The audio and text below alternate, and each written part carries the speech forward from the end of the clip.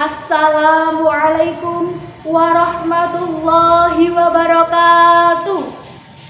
Alhamdulillahirabbil alamin.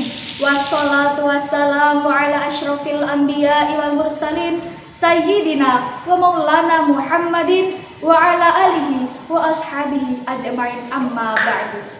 Yang saya hormati segenap dewan juri serta teman-temanku yang saya cintai dan yang saya banggakan. Pertama-tama, marilah kita panjatkan puji syukur kehadirat Allah Subhanahu wa Ta'ala yang telah melimpahkan rahmatnya kepada kita semua. Tidak lupa, sholawat serta salam kita sanjungkan kepada junjungan kita Nabi Muhammad Sallallahu Alaihi Wasallam yang telah membawa kita dari zaman jahiliyah menuju ke zaman yang penuh dengan ilmu pengetahuan dan teknologi seperti saat ini. Teman-temanku sekalian, pada tanggal 27 Rajab pada tahun kenabian, Nabi Muhammad Sallallahu Alaihi Wasallam tengah melaksanakan suatu peristiwa, yakni Isra Mi'raj, yang mana mungkin secara akal pikiran manusia tidak bisa dinalar. Namun Allah berfirman dalam surat Al-Isra ayat 1 yang berbunyi, A'udzu billahi minasyaitonir rajim. Bismillahirrahmanirrahim. Subhanalladzi asra bi'abdihi lailan minal masjidil harami ilal masjidil aqsa ilal masjidil aqsa alladzi barakna haulahu linuriyahu min ayatina innahu huwas samiul basir, yang artinya Maha suci Allah yang memperjalankan hambanya di malam hari dari Masjidil Aqsa, dari Masjidil Haram sampai Masjidil Aqsa, yang mana kami berkahi sekelilingnya agar kami tunjukkan tanda-tanda dari kebesaran kami. Sungguh Allah Maha mendengar lagi Maha melihat. Teman-temanku sekalian, dalam kitab Aisyatut Tafasir menjelaskan bahwasanya pada ayat yang lafadznya linuriyahu min ayatina, Allah ingin menunjukkan kepada seluruh umat manusia bahwasanya merupakan tanda-tanda kebesaran Allah, yakni Isra Mi'raj itu sendiri. Maka dari itu teman-teman, ayat ini yang dimaksud adalah peristiwa Isra Mi'raj, yang mana suatu tanda kebesaran Allah yang ingin ditunjukkan kepada seluruh umat manusia. Lalu apa yang dimaksud dengan Isra Mi'raj itu sendiri?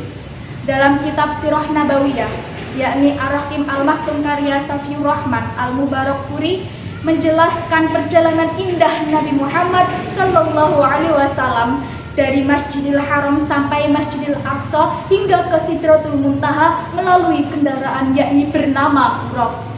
Isra sendiri merupakan perjalanan Nabi dari Masjidil Haram sampai Masjidil Aqsa yang diikuti oleh malaikat Jibril dan malaikat Israfil. Lalu Mi'raj merupakan perjalanan Nabi dari Masjidil Aqsa sampai ke Sidratul Muntaha, yang di setiap langitnya Nabi Muhammad bertemu oleh beberapa nabi. Di langit pertama, Nabi Muhammad bertemu dengan Nabi Adam. Di langit kedua, Nabi bertemu dengan Nabi Isa dan Nabi Yahya. Di langit ketiga, bertemu dengan Nabi Yusuf. Di langit keempat, bertemu dengan Nabi Idris. Di langit kelima, bertemu dengan Nabi Harun. Di langit keenam, bertemu dengan Nabi Musa. Dan di langit ketujuh, bertemu dengan Nabi Ibrahim hingga sampai ke Sidratul Muntaha, yang mana disinilah Nabi Muhammad bernegosiasi kepada Allah untuk menerima perintah sholat wajib yang mulanya dari 50 waktu sholat hingga menjadi 5 waktu sholat.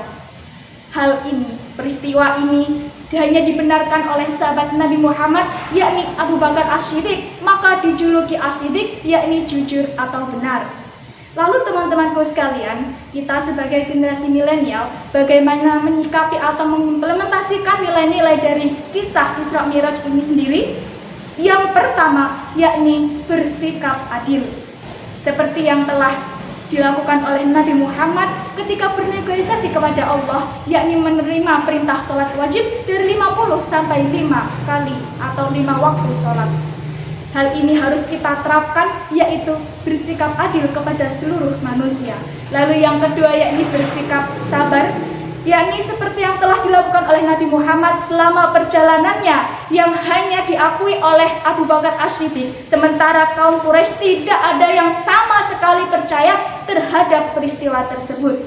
Lalu yang ketiga, bersikap istiqomah, yakni seperti kisah Nabi, bahwasanya perjalanan Nabi, perjuangan Nabi dalam menegakkan agama Islam, Nabi selalu istiqomah atau tidak pernah menyerah. Lalu yang selanjutnya yaitu bersikap jujur, seperti yang telah dilakukan oleh sahabat Nabi, yakni Abu Bakar As-Siddiq, hanya satu-satunya yang bersikap membenarkan kisah Isra Mi'raj. Kita sebagai umatnya wajib untuk mengikuti apa yang telah dicontohkan oleh sahabat Rasul, yakni Abu Bakar As-Siddiq.